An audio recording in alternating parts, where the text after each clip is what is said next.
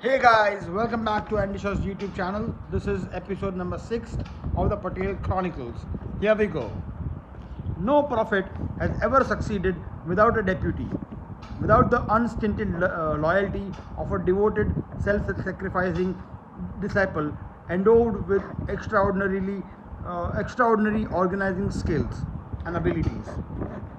Ashoka, Lenin, Vivekanand all belong to the same category. Ashoka. Without Ashoka, Buddha would not have been a universal figure. Without, without Lenin, Marxist theory would not have been reaching to a global audience. Marx needed Lenin to give practical shape to his political and economical thoughts. Ramakrishna Paramahansa's fame wouldn't have reached America and Europe without Vivekananda. So was Patel to Gandhi. His choice as number 2 during the Kheda Satyagraha made Gandhi say with pride, a leader's skill is judged by the competence in selecting his assistants for the execution of his plans. Patel's assistance was the most significant contribution to Gandhi's Satyagraha movement in India. He helped Gandhi in building up a strong, disciplined, non-violent army of Satyagrahis and also a party machine capable of conducting a fight against the British for nearly 3 decades. Patel maintained party discipline by even being ruthless to some of the stalwarts turned rebels. Patel was the only disciple whom the Guru had permitted to launch and lead satyagrahas independent of him. Not was the case with Nehru and Rajagopalachari. The former, in latter years, became his heir apparent, while the latter his conscience keeper. But it was Patel who served him as his deputy commander.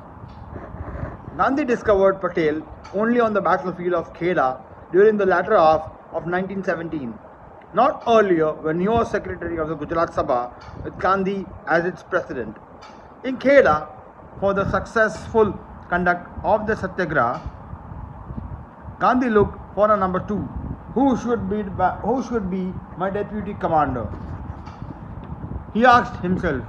He considered some of the colleagues around him. Patel appeared to him a stiff-looking person. Gandhi wondered whether he would be able to do what he wanted. Closer scrutiny convinced him that he must secure his help. Gandhi never had to regret his decision. Even though Champaran had given Gandhi its All India fame, it stood no comparison with Kheda. At the former, Gandhi had only posed a threat to the British indigo planters. His victory was a mere walkover. In Kheda, Gandhi's challenge was to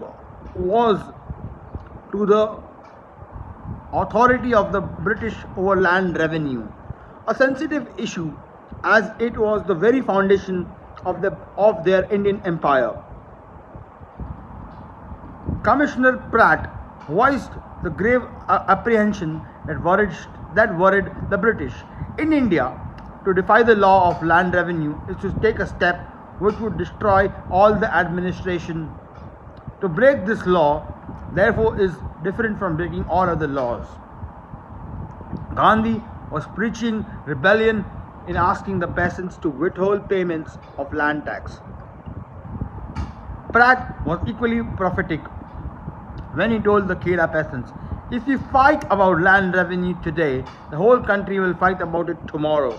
The government could not afford to face Gandhi's challenge lightly in Kheda, which was not the case in Champaran. The issue involved at Kheda was most simple. Though blown out of proportion by the officials. Excessive monsoon rains in the district during 1917 had completely ruined the kharif crop, which, while an epidemic of rats and other pests had heavily damaged the rabi crop. Revenue rules permitted a postponement of the entire assessment if the yield was estimated to be less than 25%, and a complete remission in the event of a failure of the crop in the following year. On behalf of the peasants, Gandhi only demanded a postponement of land revenue recovery, not its total remission.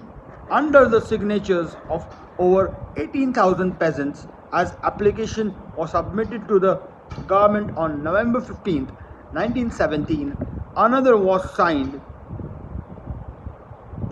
by several thousand members of the Nadiad and Katlal Home Rule Leagues. The Bombay government refused to interfere with the commissioner's authority, which encouraged the local officials to believe that government, being parental, knows best the peasants' requirements and sought nothing but their welfare.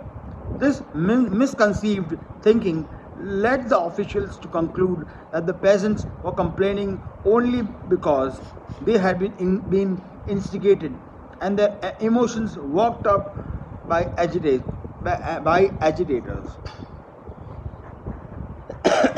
So, if the government accepted the demands of the peasants, it would be the agitators who would gain in reputation, while the reputation of the officers would decline.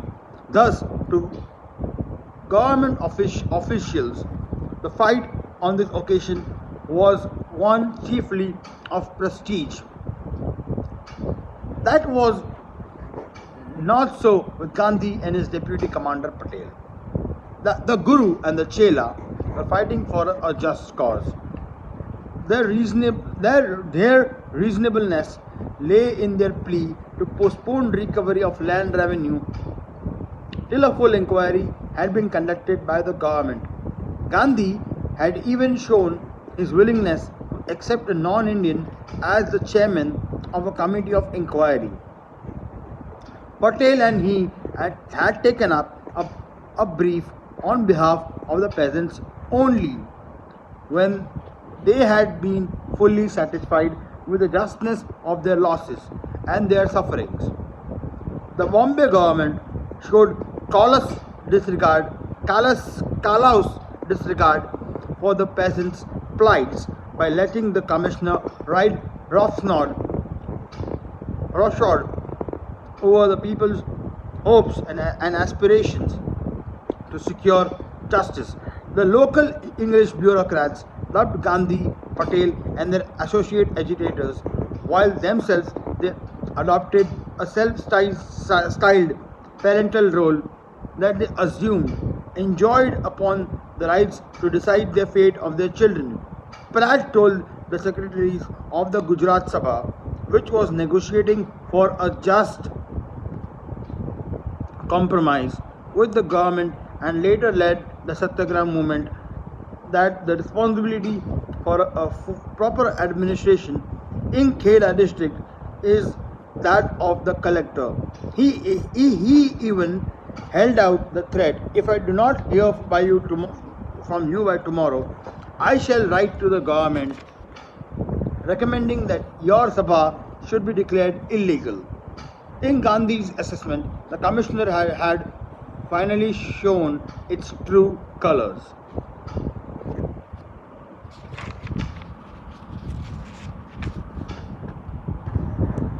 This is a long chapter, so episode number 6, part number 2 will come up very soon. Till then, enjoy your evenings, stay safe, stay home, like my video, comment on it, share it, hit the bell icon, subscribe to my channel. Thank you very much.